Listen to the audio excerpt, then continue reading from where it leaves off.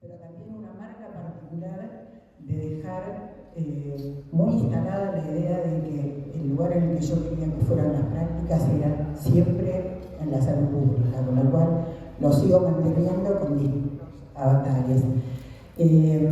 Hay cosas que Julieta fue planteando y me fueron surgiendo como para reanudar y reemplazar. Hay una que es muy particular, ¿no? Estamos en una primavera del programa de Infancias y Juventudes. ¿Qué quiere decir esto? Hay mucha fertilización, nacieron muchas cosas, crecieron muchos centros, van a crecer muchos más, y siguiendo la línea que Juli planteaba, esto nos dedicamos hace mucho tiempo para trabajar en infancias y juventudes, es realmente un reconocimiento. Y pensaba en una cosa muchísimo más vulgar, pero la tengo que decir también. La General Paz divide discursos. ¿Qué quiere decir esto? En la provincia, y aún con mucho trabajo y mucha situación de impulso hacia poder darle a las infancias y juventudes un lugar prioritario, ha hecho que también la cultura discursiva sobre las infancias sea diferente. Esto se siente, yo no recorro toda la provincia, pero sí bastante, y hay un ímpetu particular en jerarquizar, darle lugar, hablar, incluso resignificar algunos términos que parecían siempre muy infantilizados a la hora de hablar de políticas públicas. En la ciudad de Buenos Aires no se habla con esta fluidez de lo que significa infancias y cuidados, y yo creo que hay que resaltarlo, porque eso está totalmente vinculado a los fenómenos ético-políticos, y en este gobierno de la provincia de Buenos Aires hay que rescatarlo, y cada vez más, porque en este lapso de los 5 o 6 años ha habido un ímpetu para darle lugar a los programas de infancias y juventudes absolutamente notorio. ¿Por qué decía yo recién que hay palabras que se resignificaron? La política del afecto, la política del cuidado, antes parecían lugares, representaciones de los chiquitos, a los chiquitos. Ahora se resignifican como políticas públicas. Hoy hablamos de políticas públicas del cuidado, hoy hablamos de política del afecto, hoy hablamos de políticas solidarias.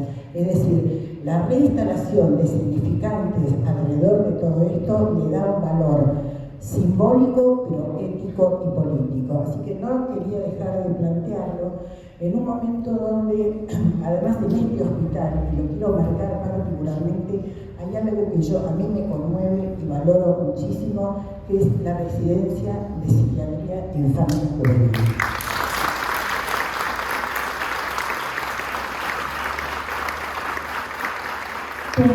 Un ratito, un pequeño contacto. Yo soy psiquiatra infanto-juvenil y reivindico muchísimo la disciplina. La reivindico desde la perspectiva de que la psiquiatría va hacia un cuarto paradigma. ¿Qué quiere decir esto? Que hacia el interior de la disciplina hay una gran revolución para replantear, por fuera de cualquier modelo biologicista, una condición de la psiquiatría que intervenga más allá de la condición del cuerpo real. Esto forma parte, es un proceso, incluye la posibilidad de hacer diálogos con un montón de disciplinas, algunas de las cuales en otras líneas de trabajo a veces es controvertido. A veces tenemos peleas internas con nuestra tropa, con nuestra propia tropa, sobre lo que es la psiquiatría, pero yo creo que hay que reivindicar lugares como este, en el que seguramente la idea de transformar la disciplina en un lugar donde particularmente se trate de integrar el modelo sociocomunitario es particularmente importante. Los psiquiatras no solo diagnosticamos, además diagnosticamos. No solo damos medicación, además damos medicación. Y esta es una caracterización que hace a que en este hospital seguramente el IPAN y otras dimensiones funcionen de una manera distinta. Así que lo quería reivindicar porque me parece particularmente importante en un momento donde hay escasez de psiquiatras infantiles y hay que preguntarse por qué. ¿Qué pasó? ¿Qué pasó? Al final voy a leerles una frase del padre Paco que me recontra tocó al final. ¿Qué pasó? ¿Qué pasó? ¿Cayó la vocación? ¿No hay gente que tenga ganas de trabajar en esto? ¿Qué pasó? ¿Se aplastó el deseo? Hay que ornamentarlo para que vuelva a aparecer la vocación de ocupar lugares dentro de la psiquiatría. psicología hay que refritarla para que evidentemente aparezca como un lugar donde la cuestión de la subjetividad esté incluida dentro de la mirada de la disciplina. Bueno, yo apelo a que en esta jornada también se plantee todo esto. Hoy me toca una interdisciplina fácil, porque yo con ella hablé muchas veces, es fácil hablar, pero son discursos difíciles de aunar también, ¿no? Son discursos con lógicas, con representaciones que son distintas, y un poco de esto también vamos a hablar a lo largo de la charla. Estoy con un canal porque yo soy mucha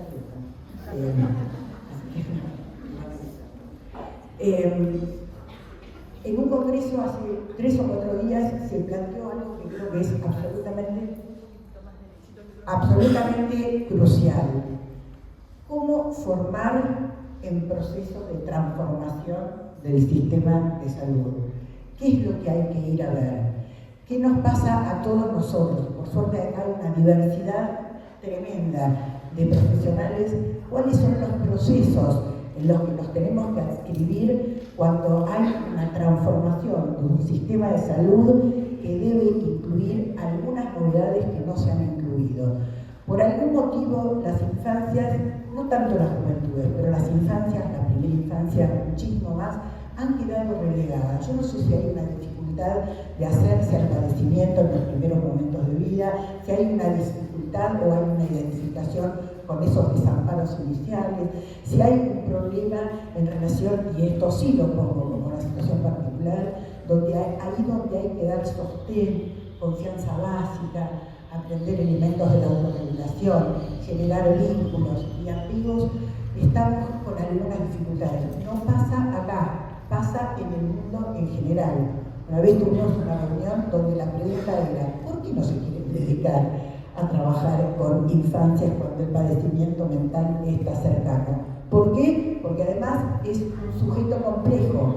Nosotros no trabajamos solamente con el padecimiento de los niños, trabajamos además con todos los cuidadores que son los responsables de llevar adelante la cuestión y el famoso acompañamiento de la autonomía progresiva. El que Marisa va a hablar seguramente dice, ¿no? Es algo. Entonces, ese sujeto complejo, ese sujeto al cual hay que dedicarle una mirada particular, festeja la posibilidad de ser incluido dentro de los programas de manera orgánica. Y acá incluyo algo más también importante.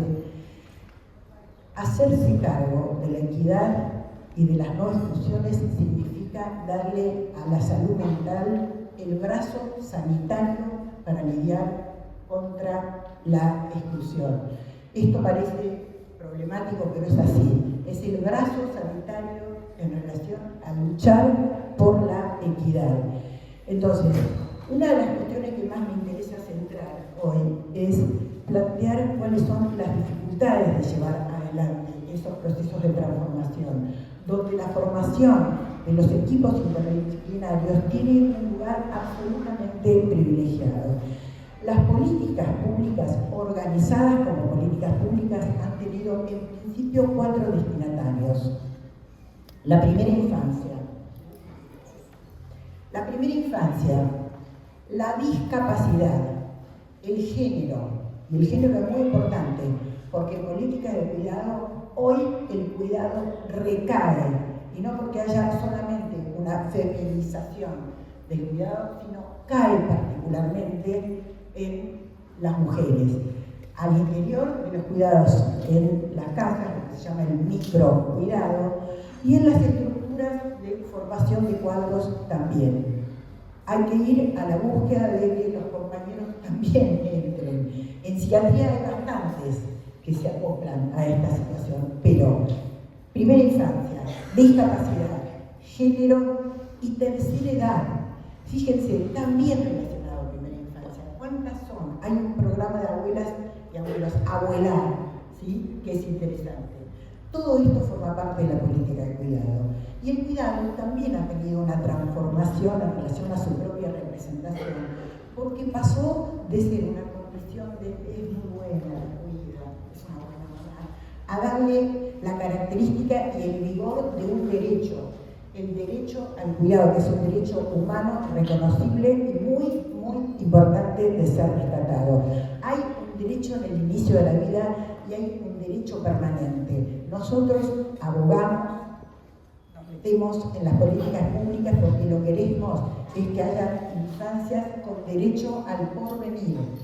Hoy esto está vulnerabilizado por distintas situaciones que tienen que ver justamente con que las infancias no están cuidadas, no están protegidas, no están asistidas, no están miradas, están vulnerabilizadas, y entonces hay todo un sistema que se repica también en los sistemas de cuidado, que son la desprotección, la desresponsabilización en algún sentido, y esto no es condenar a los cuidadores primarios, es alojarlos dentro de estos sistemas de cuidado para poder acompañarlos a que realicen realmente bien sus temas de cuidado.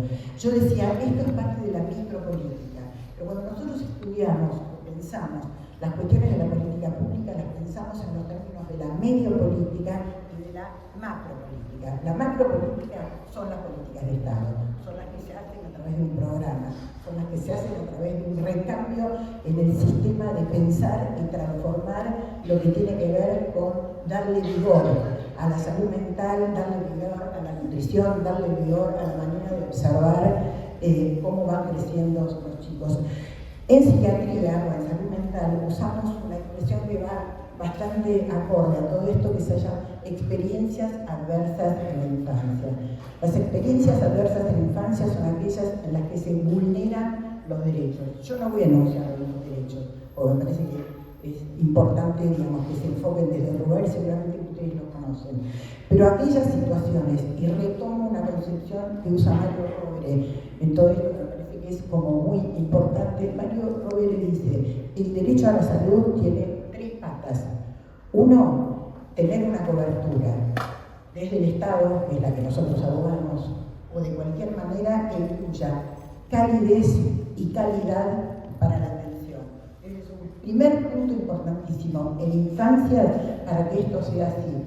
No es banalizar hablar de la calidez, es constitutivo de una manera de poder escuchar y alojar los padecimientos.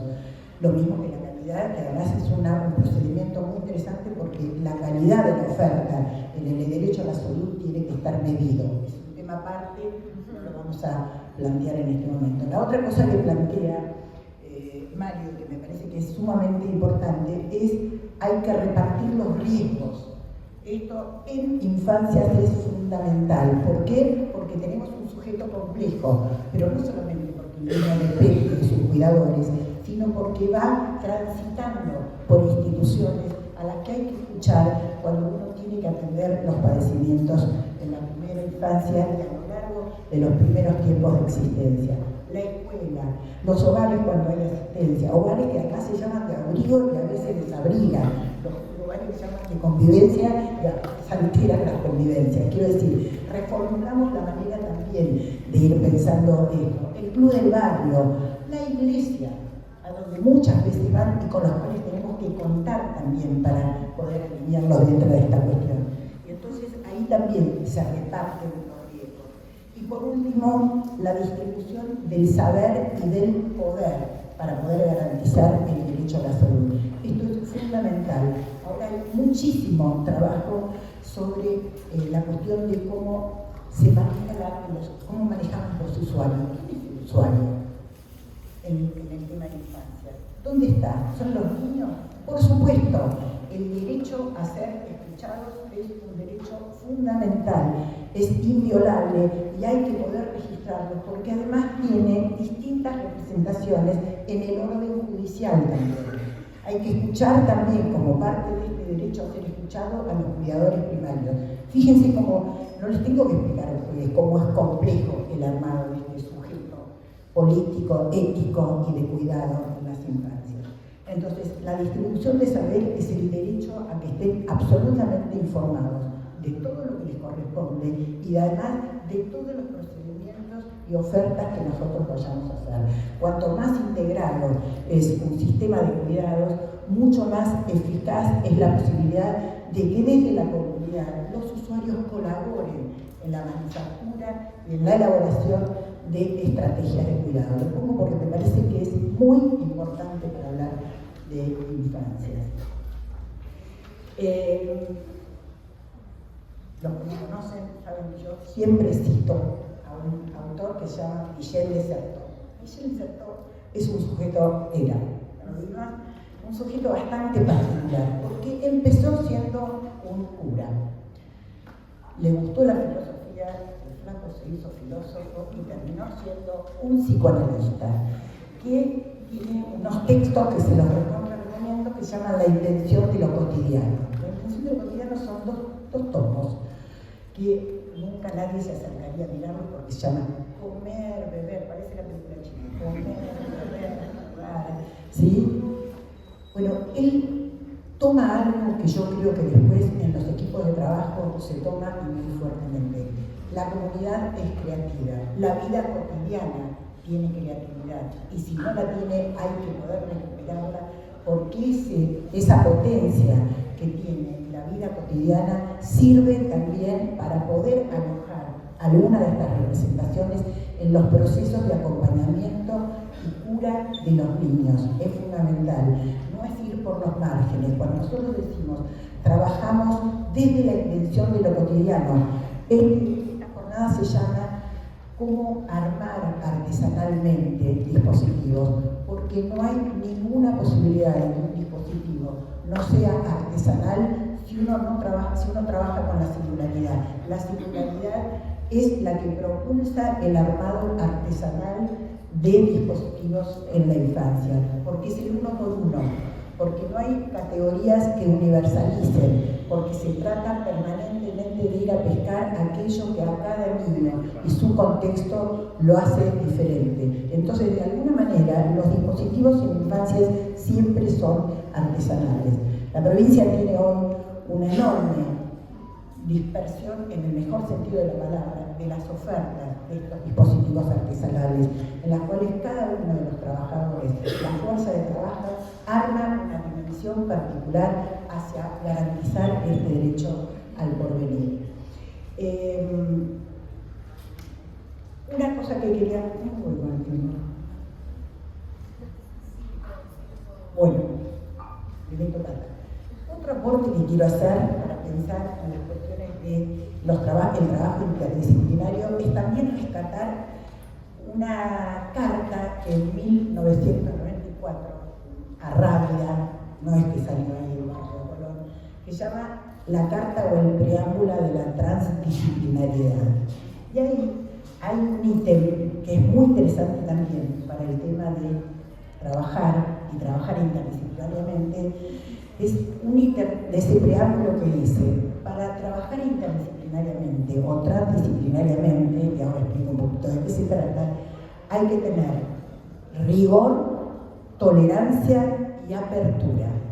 Para mí es un tipo de muy interesante porque es el que también sostiene. En ese momento se juntaron personajes de la salud, de la educación, del arte.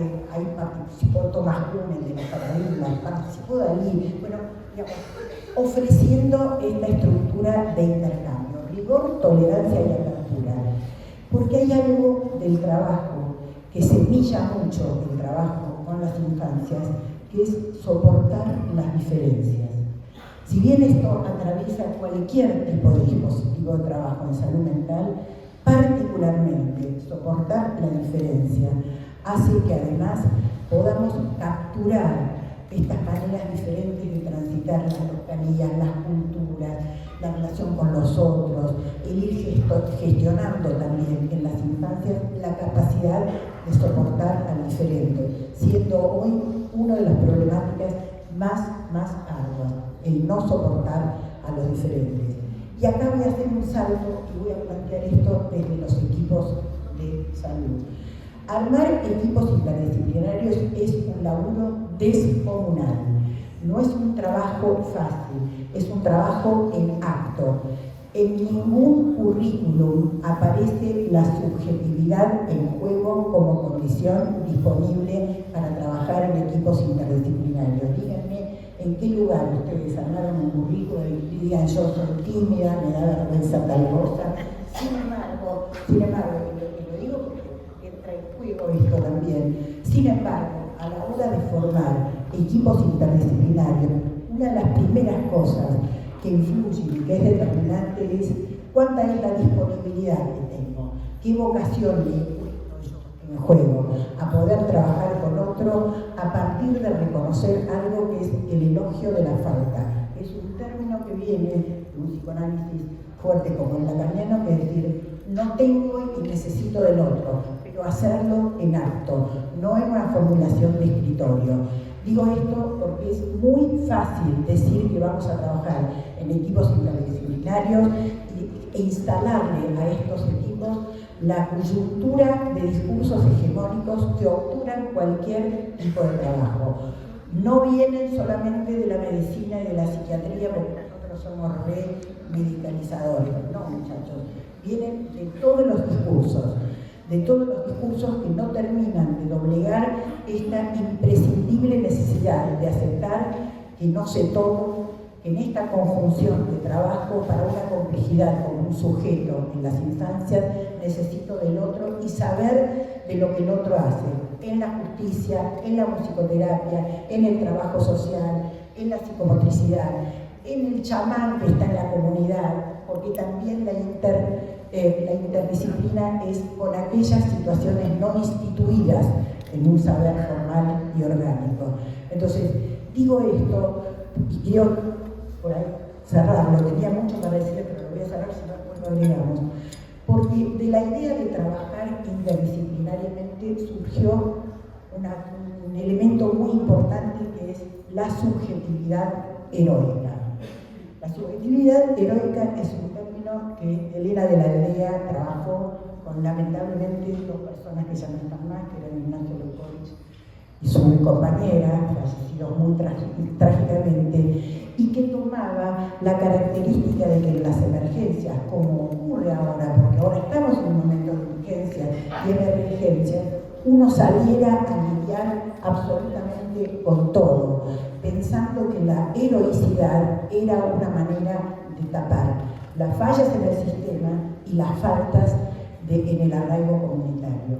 Digo todo esto porque conviene repensar en no funcionar desde la subjetividad heroica. La subjetividad heroica no le da lugar a la interdisciplina. La interdisciplina es, como Alicia Skinner, es posibilidad de un problema, es posibilidad de un producto, es posibilidad de un trabajo en tanto y en cuanto yo me ensamblo con el otro desde lo que no tengo. Digo esto porque como hacer muy en primer plano el trabajo interdisciplinar es parte de estas jornadas. Escuchar cómo se trabaja desde otros dispositivos, instalar el juego, otro elemento en las infancias, que antes estaba absolutamente dejado de lado, y porque los chicos juegan, ¿sí? Los chicos necesitan jugar. ¿Qué necesita jugar? Tiene derecho a jugar, además necesita, y además le viene bien, pero hoy tiene derecho a jugar, tiene derecho a ser escuchado, tiene derecho a tener una salud, tiene derecho a poder incorporarse, tiene derecho a ser tratado en la territorialidad en la que desarrolla su vida. Ese es el anclaje que nosotros tenemos en relación al tema de la política de cuidado. Acá hay dificultades en los equipos, hay dificultades y hay que reconocerlas. En infancia hay que trabajar interseccionalmente que es una inter muy particular, es trabajar esas identidades que tienen que ver con la caracterización de las etnias, las razas, las religiones, las comunidades culturales a las que pertenecen. Interregionalmente, a veces hay enormes dificultades para sostener políticas de cuidado porque no está afinada la interregionalidad. Y eso es un trabajo solidario y colaborativo que en el tema de infancias hay que tenerlo particularmente muy a mano. El tema de la interdisciplina es un tema en acto, pero no lo piensen como una situación disciplinar más.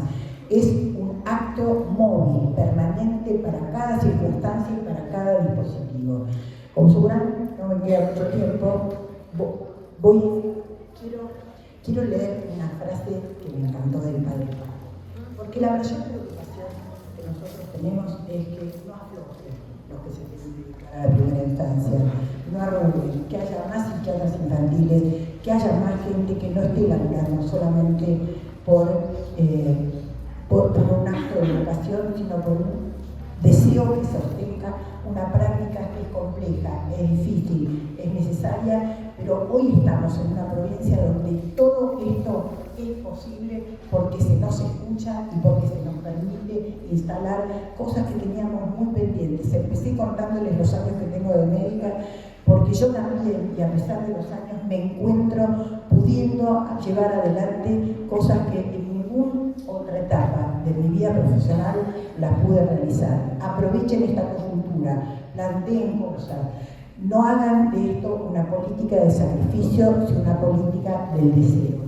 Al padre Paco le preguntaron, y creo que lo tengo anotado para ser muy fiel a su palabra, a Paco le preguntaron, a propósito de la situación de las villas, ¿qué te sostiene para quedarte cuando podrías no estar haciéndolo? Y él dijo, la alegría que da la lucha con la fuerza de la esperanza. Gracias. Voy a empezar por el final de Marcela, ¿no? Yo soy bonaerense, entonces no soy muy objetiva, la verdad, porque yo siempre creo que mi provincia es la mejor, que los bonaerenses somos mejores, creo que en parte algo hay de eso, porque si uno revisa nuestra historia como nación y como patria, los bonaerenses tuvimos mucho que ver en esa construcción, ¿no? Y tenemos rasgos particulares, también tienen rasgos particulares nuestros compatriotas del NOA o del MEA, ¿no? Yo voy a esas dos regiones de nuestro país tan estigmatizadas, ¿no? Como por ejemplo la pobreza sucede en el NOA y en el MEA. Entonces todos los programas nacionales van al NOA y al MEA, por ejemplo, ¿no? Y se los trata como los pobrecitos, ¿no? De la patria. Yo muchas veces cuando hablo con chicos, hablo mucho con chicos y chicas, y cuando hablo con los chicos del NOA, en Tucumán, en Salta, en Jujuy, les digo, ustedes tienen que ser orgullosos, porque la verdad que las luchas por la independencia se jugaron allí, no llegaron a Buenos Aires. Los ejércitos eran ejércitos de nuestros pueblos del NOA, ¿no? Tanto de indígenas como de criollos, en contra de los españoles por la liberación de la patria. Y así también sucede dentro de cada una de las jurisdicciones, ¿no? Hay en provincias ricas con bolsones de pobreza, podríamos decir la Ciudad Autónoma de Buenos Aires, por ejemplo, Córdoba, ¿no? Y hay provincias pobres con bolsones de riqueza, ¿no?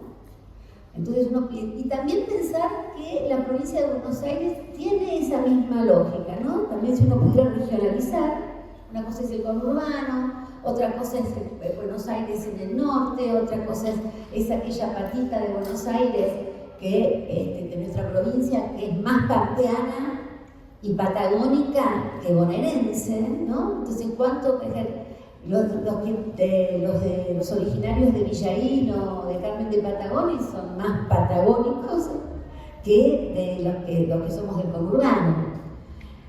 ¿Y cuánto además hay de esta relación siempre compleja entre la provincia de Buenos Aires y lo que a mí me gusta llamar la capital federal o el Principado autónomo de Buenos Aires? Porque es un principado, ¿no? Entonces, pero lo que decía Marcela es cierto, la General Paz divide discursos también. El bonaerense tiene otra cultura, hay una cultura bonaerense y hay un sentido de pertenencia muy fuerte, que otros no tienen, y otras no tienen. Entonces, esa cultura de pertenencia permite que efectivamente en esta provincia, por primera vez, se esté atendiendo particularmente, como decía Juli al inicio, y como muy bien se explayaba Marcela, con particularidad un sector de la población, que son las personas hasta los 18 años, que no eran atendidos hasta no hace mucho por el sistema de salud mental o de padecimientos subjetivos, o como lo quiera llamar cada uno. Y eso tiene una historia de por qué las áreas de salud mental no atendían niños, niñas y adolescentes. No atendían. ¿Por qué es eso? Primero por dos cosas. Porque en un principio no se pensaba que los niños, niñas más chiquitos o más chicos puedan pudieran tener algún padecimiento subjetivo. Y segundo, porque los únicos que pudieran empezar a padecer, no visto como un padecimiento, sino como una elección, es los chicos, ni siquiera los chicos, los adictos y las adictas, ¿no? Cuando uno pone este nombre, estigmatiza y el sujeto desaparece, ¿no? Se pasa a ser, ¿no? Como ejemplo, también cuando hablamos de las mamás, la biológica, ¿no? La biológica, el sujeto desaparece, esa mujer desaparece para ser la biológica. Nosotros somos un poco de estigmatizar, aún sin quererlo, ¿no? Pero eso tiene este origen de pensar que los niños y adolescentes no tenían padecimientos y que los padecimientos empezaban en la adolescencia y vinculados solo a las personas apegadas o atrapadas por algún objeto, ¿no? Sea el alcohol, que era la problemática más grave que teníamos en la República Argentina, hoy suplantada en primer rango por la adicción a las pantallas y las apuestas en línea, que se complejiza porque además no hay objeto, ¿no? El objeto está omnipresente en todos lados. No se toma, no se inyecta, no se jala, ¿no? Es más complejo, mucho más complejo, y nos presentan desafíos de tratar de ver si puedo llegar al final.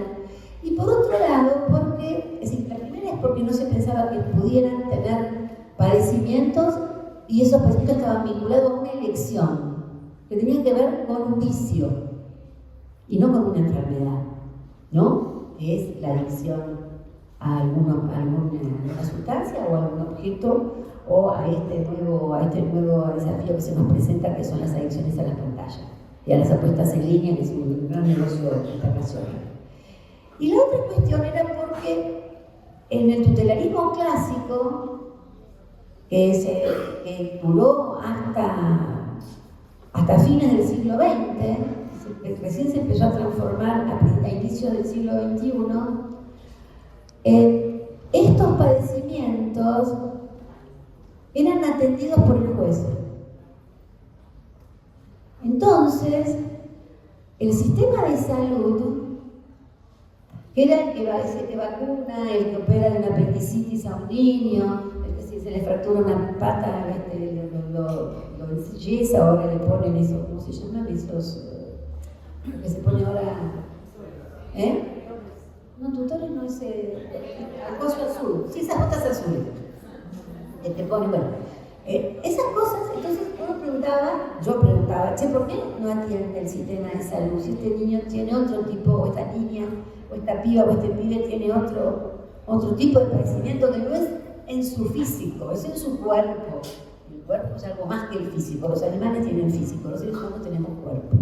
Entonces, la parte de la salud mental es ese cuerpo también que está en juego, no es solamente.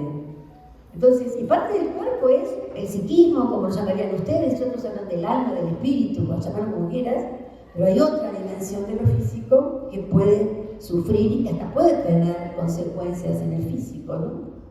Ustedes lo sabrán mejor que yo eso. Entonces, de esos problemas se encargaba el juez, no el sistema de salud.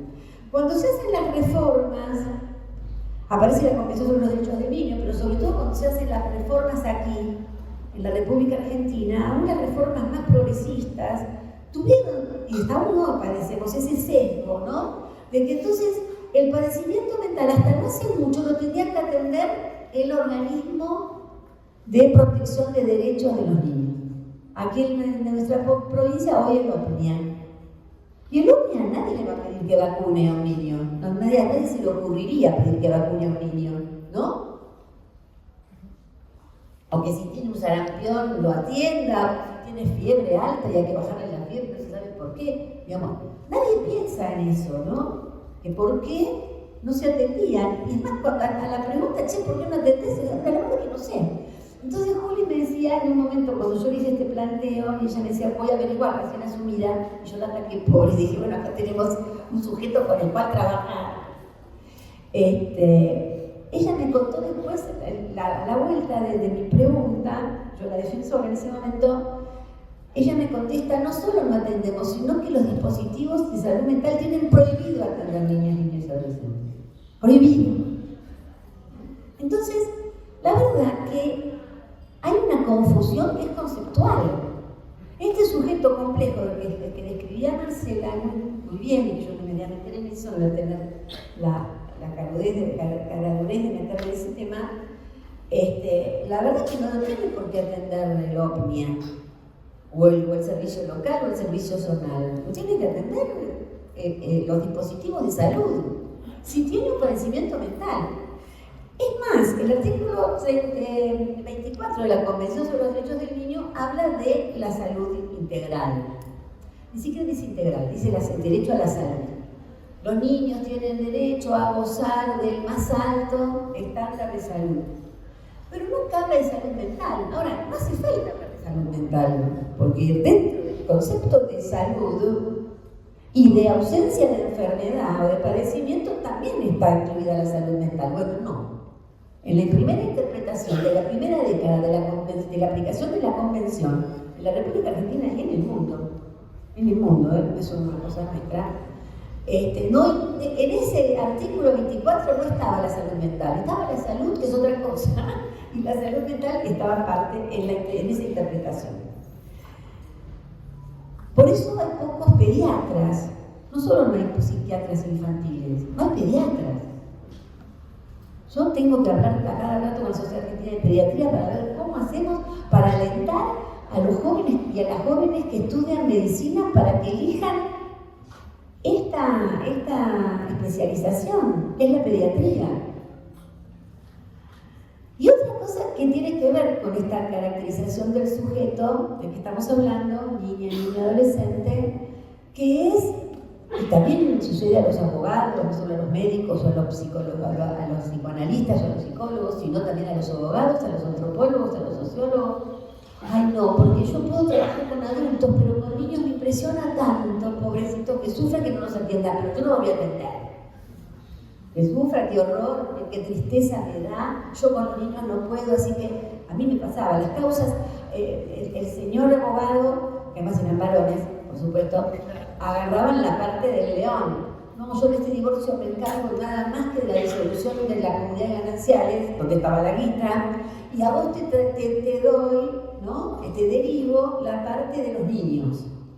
Alimentos para los niños, el régimen de comunicación, en aquel momento el régimen de visitas, porque yo los veo sufrir y no aguanto eso. Pobre nene o pobre nena. Entonces, yo tenía que lidiar con la parte de las relaciones subjetivas de ese niño y de esa niña. El otro abogado, que es un capo en derecho civil y qué sé yo, le daba pena, sufría tanto que no podía resolver las cosas realmente canalleta, digamos, para adjetivarla de alguna manera. Entonces eso pasa en todas las disciplinas, y hay una frase que a mí me gusta mucho de François Dolto, que dice: para los adultos es un escándalo pensar a los niños como sus iguales. Y es esta cuestión que es la que está en juego cuando uno tiene que hacer un abordaje desde de cualquier disciplina y desde la transdisciplina o la interdisciplina, que son dos cosas similares pero no son idénticas, con este nuevo sujeto, niña, niño, adolescente. Porque es un nuevo sujeto, sobre todo en la atención de la salud mental. Hay gente como Marcela que hace años que trabaja en esto, pero sobre todo aquellos que su saber que acumuló en tantos años, vos ya trataste las décadas, así que ya está, me liberaste de no decirlo, pero digo, ella lo que acumuló solo lo puede volcar ahora, en esta circunstancia. Por lo cual yo también tenía anotado por algún lugar, hay que aprovechar esta circunstancia, expriman a Axel Kicillof y expriman a Julieta, porque no existía ninguna posibilidad. Yo fui funcionaria muchos años de esta provincia, muchos años, y la pelea que teníamos, los que nos dedicábamos, yo estaba en el Ministerio de Desarrollo de la Comunidad, fui viceministra muchos años, después fui ministra, porque al ministro era mi amigo y compañero y sigue siendo, se le ocurrió infartarse, por lo cual a los 6 meses me convertí en ministra. Y dije, pero lo hiciste a propósito, ¿no? Pobrecito, se curó, está bárbaro. Es el tipo que yo quiero mucho, que es Juan Picafiero, ¿no? Con el que trabajé más de 20 años. trabajé con su papá, después trabajé con él, ahora trabajo con su hijo, ¿viste? Porque viene por capas así. La casta, o sea, la casta. Y yo trabajé bárbaro con la casta, la verdad. Y los que tenían una mirada hacia la infancia que era bien de su palo político, digámoslo aquí, ¿no? Primero, ¿no? Los únicos privilegiados son los niños, de ahí para acá. Pero había una cuestión muy difícil que es cómo articulaban las áreas de niñez con salud. Era más fácil con educación, porque educación tiene a los niños en una institución casi total, no digamos total porque eso es para que Alberto no se enoje. Alberto Silvani, que es otro grande, el mejor ministro de Educación que tuvo este país, para mí, humildemente, en mi opinión, pero están deshabituados a este tema porque los niños están allí en la escuela desde muy chicos muy chicas hasta los 17 años, ¿no? Entonces, pero la salud nos costaba muchísimo articular. Es más, sigue costando articular, pero ahora podemos en algunas jurisdicciones, como en la provincia de Buenos Aires, tener este tipo de dispositivos. Este escenario, esta jornada de hoy, hace 10 años no era posible ni pensarlo. No existía este ámbito donde se hablara solo de este tema. Solo de este tema. Porque amerita hablar solo de este tema. Cuando uno habla del derecho a la salud, otro prejuicio, miren, yo lo tengo en la propia, yo dirijo ahora la carrera de especialización y maestría en problemáticas infantos juveniles, ¿no? Entonces, hay una cantidad de materias y en esas materias yo, por ejemplo, problemas de la educación, algo vinculado a la educación, yo tacho ese nombre largo y presuntuoso y pongo derecho a la educación.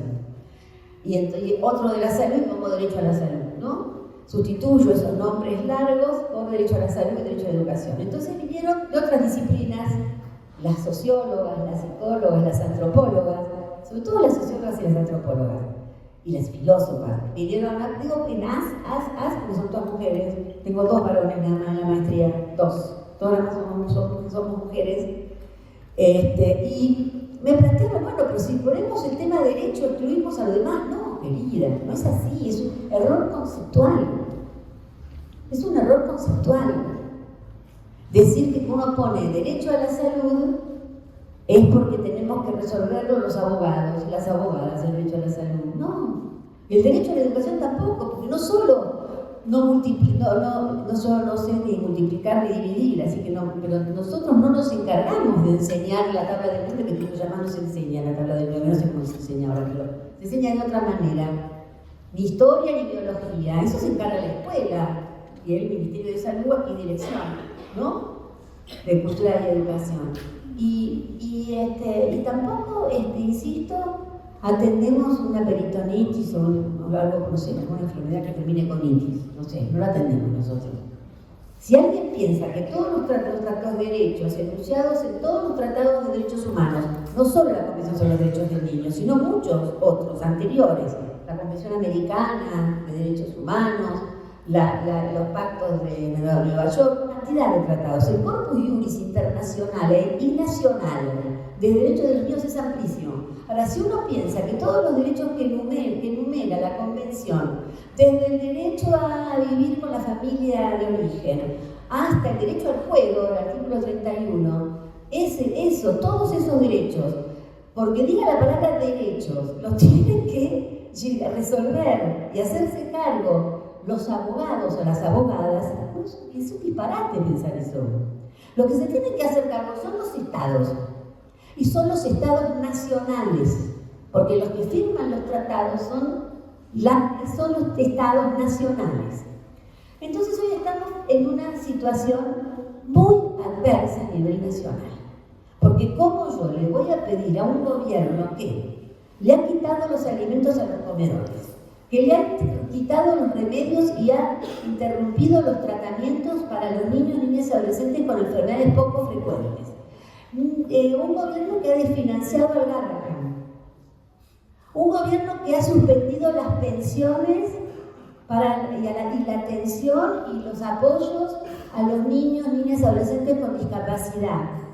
¿Cómo le voy a pedir a un gobierno que además se vanagloria de destruir al Estado desde adentro, que genere una política destinada al bienestar y a satisfacer los derechos humanos de niñas, niños y adolescentes. Es imposible. Lo único que tengo que pensar es cómo lucho para que esa lógica no exista más en nuestro país.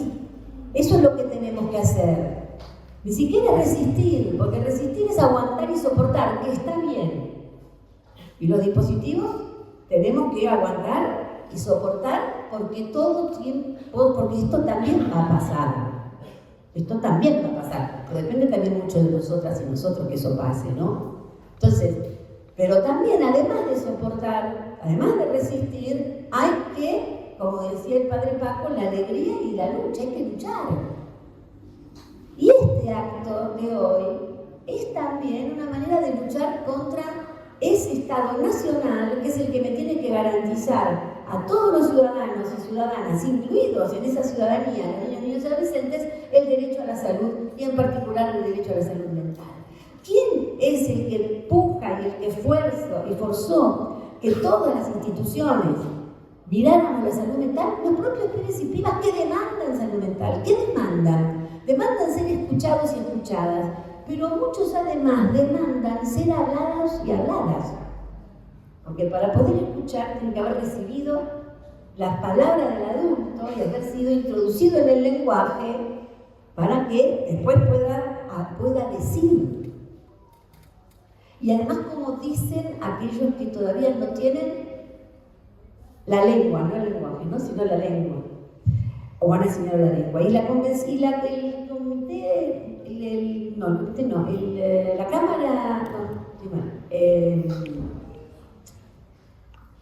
sí, el Comité sobre los Derechos del Niño, pero también la Corte Interamericana, la Corte Interamericana de Derechos Humanos, en muchos de sus fallos dice que los niños no son escuchados en ninguna etapa cuando hay causas de derechos humanos que llegan hasta la Corte, y hay varias causas en la República Argentina que afectan derechos de niñas, niños y adolescentes que están o que ya fuimos sancionados como Estado-Nación en la Corte Interamericana de Derechos Humanos, pero hay un fallo que es muy interesante que se llama Escobar Ramírez contra Guatemala, donde dice, la Corte Interamericana dice que los estados deben empezar a tomarse de otras disciplinas o de varias disciplinas para poder escuchar a aquellos que dicen los niños que todavía no tienen el lenguaje a través del juego y de otras posibilidades que el mundo sí tendrá que investigar.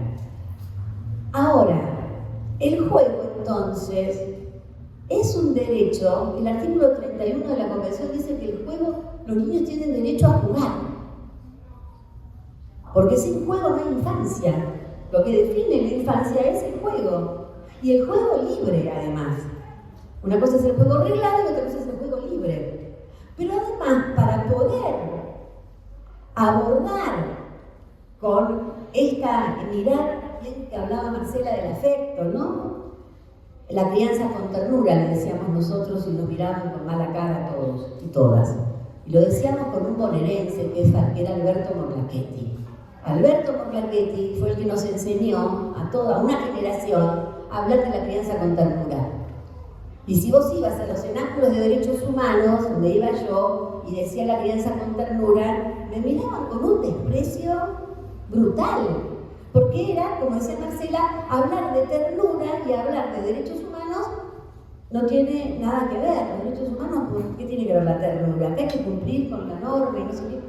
No, pero estamos con un sujeto complejo donde la ternura o el afecto, o la crianza con afecto y los cuidados con ternura y con afecto son sustantivos.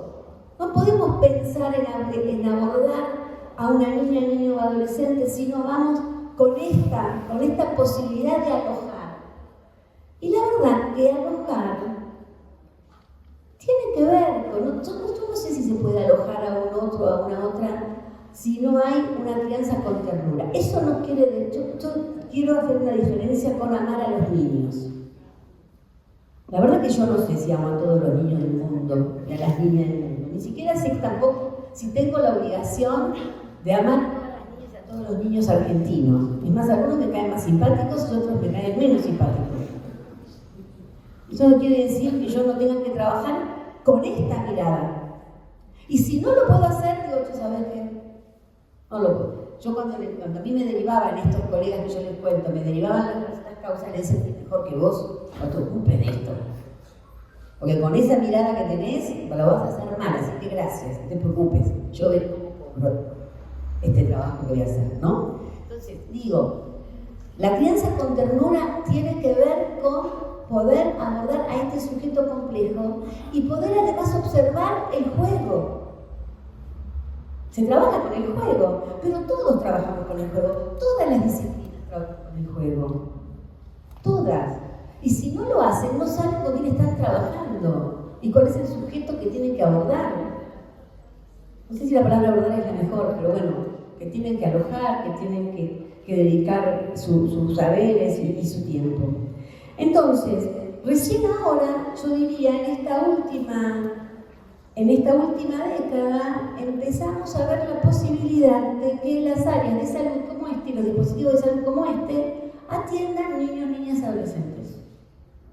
Y no solo eso, sino que además haya programas destinados y capacitaciones destinadas a este objetivo. Un objetivo que es nuevo y que necesita un terreno fértil. Y ese terreno fértil es lo que decimos desde esta mesa que hay que aprovechar para que dé sus frutos y para que podamos hacer lo mejor posible para los niños, niñas y adolescentes que son los que demandan salud mental. En las escuelas demandan salud mental, en los hospitales, en los clubes, en todos los lugares donde circulan los niños. Marcela decía es un sujeto complejo porque circula por muchas instituciones, entonces pasa de la vida privada y familiar a la escuela, que es una institución total, y pasa de la escuela, entonces, y está en el club, y está en la parroquia, en lo que llamamos la trama, ¿no? La trama, por donde transcurre la vida de niños, niñas y adolescentes y sus familias, y sus comunidades. Porque otra cosa que tenemos que valorar de esta nueva etapa en la provincia de Buenos Aires es la concepción de la comunidad. De la comunidad. La provincia de Buenos Aires es la única que sostiene el principio de una comunidad organizada, que es mucho más que una red. Porque una red, cuando se habla de red, la red es una buena imagen, pero el problema es que tiene nudos y agujeros. Entonces, cuanto más cerrada es la trama, por eso me gusta hablar de trama, es mejor tejido, es más cerrado es este tejido, es mucho más seguro para que niñas, niños y adolescentes no se caigan por los agujeros. Si los nudos están muy distanciados, es mucho más probable que no solo los niños, sino también las adultas y los adultos cayamos en esos agujeros. O caigamos en esos agujeros. Entonces, lo que hay que pensar es en esta comunidad organizada que pueda pensar a los niños, niñas y adolescentes como propios, apropiarse de esta parte de la ciudadanía. Miren, a nosotros nos costó mucho con la ley 13.298 de la provincia de Buenos Aires que los intendentes asumieran que tenían la ley y siguen teniendo la responsabilidad de lo que le pasa a los niños, niñas y adolescentes de su territorio, de su municipio. Y el intendente, que hace 20 años atrás, venía en un ministerio, o íbamos al municipio, y te decían, pero si yo no tengo que encargarme de la salud de los niños. Eso se encarga la provincia, no yo. Yo me tengo que encargar del bacheo, de que exista el semáforo, de ver de alguna villa ponerle asfalto a la calle principal y parar de contar. Entonces yo les digo, no hay una traslación o un traslado de la responsabilidad que tiene el municipio hacia la provincia y la provincia hacia la nación. Porque el derecho a la salud es el derecho a la vida que transcurre en un lugar determinado y en un tiempo histórico determinado. Entonces eso también hay que poder rescatarlo y eso también se puede hacer en la provincia, con las distintas posibilidades que nos ofrece cada región. Porque, insisto, la provincia es muy diversa. Es el conurbano, el primer cordón, el segundo cordón, el tercer cordón y el cuarto, y así, hasta alejarse del Principado, ¿no?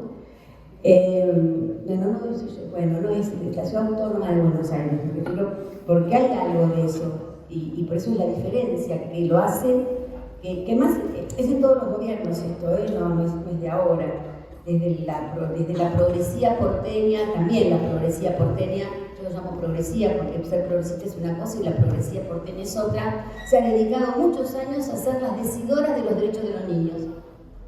Entonces vos tenías una entrevista con una trabajadora social y te preguntabas, ¿pero qué pasa con este nene, con su familia, con esta niña y su familia? Y entonces me empezaba a recitar los derechos de la convención. Yo decía, no, pero yo los derechos los sé, yo quiero que me cuentes tu parte de la historia, de esta historia. ¿Y por qué este niño nos llegó a nosotros, por ejemplo? ¿Por qué está en una institución de abrigo? ¿Por qué? ¿Cómo llegó? ¿Qué pasó con su familia? ¿Qué pasó con su entorno? ¿No? Y eso tiene que ver con el trabajo social, con la psicología, con la sociología, con todas las tramas que están allí, ¿no? Con todas las disciplinas que están allí. Allí donde vive ese niño con su familia. Entonces, el discurso de los derechos y del derecho universal a los derechos humanos, yo dije esta frase hace muchos años, me mataron, no siempre la cosa pasa ya curada de espanto. Pero yo dije que efectivamente en un momento de auge, y estaba bien esto, de los derechos humanos, y los derechos humanos en particular de esta franja etaria, estaba muy bien porque los derechos humanos son universales, indivisibles. Ahora, a veces la universalidad tapaba el derecho a la singularidad, que hablaba Marcela. Y el derecho, hay un derecho humano a la singularidad, por lo cual pasamos, creo haber subido, ha pasado de grado, y creo que antes hablábamos de los derechos para todas y para todos, porque son iguales y está bien, pero también del derecho para cada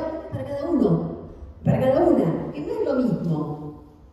Yo tengo que tener garantizado un piso de derechos, pero después esa igualdad no existe. Somos todos únicos. Y entonces hay que atender la singularidad. Por eso yo a veces pensaba y decía, ¿por qué los dispositivos, además de tener grupos, talleres, etcétera, no tienen un lugarcito donde se puede escuchar a esta niña o a esta piba o a este pibe en particular? Y que se genere un espacio donde él pueda, donde ella pueda decir aquello de lo cual padece. Entonces, y eso fue y sigue siendo una pelea que tenemos que seguir dando, que es el derecho a la singularidad, que muy bien lo dijo Marcela, yo no voy a seguir con eso, pero me parece que es un tema muy importante que tenemos, que ustedes son los que tienen que trabajar. Y también hay otro prejuicio que tiene, como todo prejuicio, está montado sobre una verdad relativa, que es que cuando uno trabaja con un niño o adolescente, lo primero que piensa es, bueno, si necesita tratamiento o una terapia, necesita ser curado, si eso es posible, y me gusta esto de Julieta de si eso es posible, ese niño, lo primero que uno piensa es, bueno, lo primero que hay que hacer es atender a los padres y a la familia, más que al niño, porque el niño es resultado de esto, ¿qué pasó acá? ¿No? ¿Qué es lo que faltó? ¿Qué es lo que sobró? Porque a veces también sobra, ahora ya terminó, y se lo tienen que sacar de encima, hay cosas que los niños tienen que sacarse de encima también. Ahora, también quiero decir otra cosa y empiezo a terminar. Es más fácil que las niñas, niños y adolescentes tengan que sacarse cuidados de encima, que a veces fueron excesivos, posesivos y todos los tipos que se les ocurran, que poder llenar aquello que faltó. Es mucho más complejo. Lo que sobró con un buen tratamiento, con una buena escucha, escuchando a la comunidad, escuchando a la familia, escuchando a la comunidad, haciendo las intervenciones que haya que hacer en esa familia y en esa comunidad, es más sencillo que aquello que faltó. Ese agujero negro que puede existir y esa marca. Marcas con las cuales vivimos todas y todos y no se transitan de la misma manera. Un abuso, un niño o una niña que fue víctima de un abuso sexual infantil intrafamiliar transita de una manera diversa ese trauma, porque es un trauma, ¿no? Sí, es un trauma. Si su papá o mamá abusó de esta niña de 3 años, entonces esa niña de 3 años fue incorporada a la vida sexual. La sexualidad ya la tiene porque somos todos sujetos sexuados, los bebés también y las bebés también. Pero digo, ingresó a la vida sexual de una manera violenta y con un sujeto que ella o él quieren, ese papá o el abuelo, ¿no? Eso claramente va a dejar una marca. Ahora el tema es cómo se trabaja esa marca para que esa niña o ese niño que fue víctima de esto, que es un delito, está bueno decirlo, es un delito, por lo cual ahí tenemos un montón de responsabilidades que tenemos todas y todos en relación a qué pasó con ese delito, pero la atención para ver cómo esa niña o ese niño supera ese momento trágico de su vida tiene que ver con la posibilidad de que pueda alcanzar o no ciertos niveles de felicidad en su porvenir, como lo llama Marcela, en su futuro o en su porvenir. Algunos lo logran y otros no. Algunas quedan atrapadas en esa escena y otras no. Entonces no reaccionan de la misma manera. Y para terminar, quiero hacer una reflexión en relación al tema de las pantallas. El tema de las pantallas y las apuestas en línea es una adicción que superó el apego o la adicción al alcohol. Que era el primer problema que teníamos entre las pibas y los pibes nosotros. Cada vez el alcohol en ingesta cada vez más temprana, edades más tempranas. Y además las empresas de bebidas alcohólicas, en particular las de la cerveza, tenían una planificación publicitaria que primero iba enfocada a pibes de 16 años, luego bajaron a los 14, luego bajaron a los 12.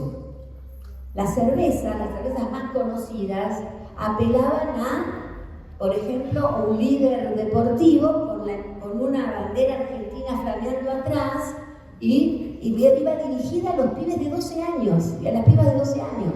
Si vos consumís esta cerveza, vas a poder llegar a ser este jugador de fútbol Messi, ponele, que no es Messi, pobrecito, porque Messi no hizo nunca la propaganda de ese estilo.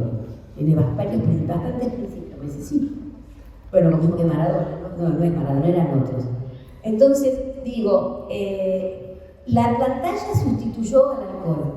Entonces, cuando en las familias de capas medias y medias altas, pero transversal a todas las clases sociales, el nene o la nena, el pibe o la piba está 4, 5, 6 horas encerrado en su habitación con este aparatito, que le damos a edades cada vez más tempranas, pensamos que como está dentro de casa, están más seguros o más seguras y además es más cómodo. Convengamos que es más cómodo. No sé si ustedes vieron, Juli ya me escuchó comentar esto, que en el mercado hay sillitas de paseo que tienen el dispositivo para poder poner el celular. Entonces, el bebé o la bebé hace y entonces, que significa que hay que irse de ese lugar y volver a casa, porque la está cansada, porque quiere volver a su cuna, porque está muy excitada, porque tiene hambre, que se cansan de seguir el trajín de una vida de un adulto. Entonces era el momento de retirarse ese. Entonces en nuestra época nos retirábamos. Vos decías, bueno, empezar a llorar antes de hacer un escándalo, me voy. Chao, saluda a todo el mundo. No, ahora le ponen el dispositivo, le ponen unos auriculares que son más grandes que sus cabecitas, y entonces nos encontramos con este fenómeno. Hipoacusias tempranas, miopías tempranas, o distintas cuestiones en relación a la vista, a la visión, pero además con una pobreza brutal en el lenguaje.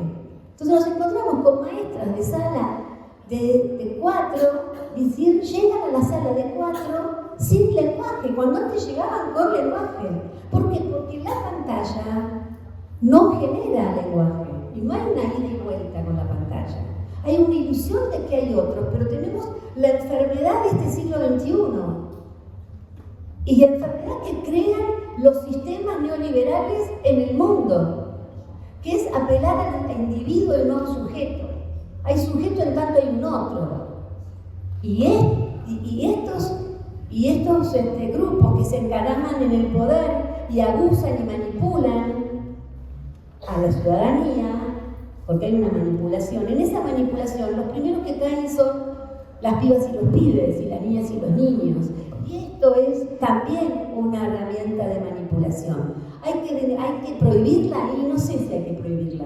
Porque si yo la prohíbo, Brasil prohibió, por ejemplo, Lula prohibió que los chicos entren a la escuela primaria con celular. Ahora, la pregunta que hay que hacerse es, ¿prohibimos o acompañamos? Algo que tenemos que resolver. Yo no tengo una opinión formada.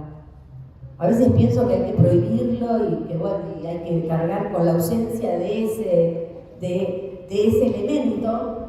Y a veces digo, bueno, pero si quitamos el elemento, ¿terminó el problema? O le vamos a generar una abstinencia que cuando agarre de nuevo el teléfono se va a meter 6 horas más. Y otra cuestión, y con eso sí termino, juro que termino, que es que está el tema de las apuestas en línea. ¿Por qué? Porque el mandato de un sistema neoliberal como el nuestro, que no es solo económico, es cultural, profundamente cultural, y por eso está la división lo voy a decir, perdón, que el kirchnerismo nunca más, yo lo leo en el peronismo nunca más, tiene que ver con una cultura. Es la contramano de la cultura que tenemos los argentinos y en particular los bonaerenses, más allá de lo que votemos y más allá de nuestras preferencias partidarias o a quién vamos a votar. Es un problema cultural. Y eso no va a ser nunca más, porque está en la base de la cultura argentina y bonaerense en particular. Pero esa cultura que nos pretenden implantar tiene que ver mucho con esta cultura, la cultura de las pantallas.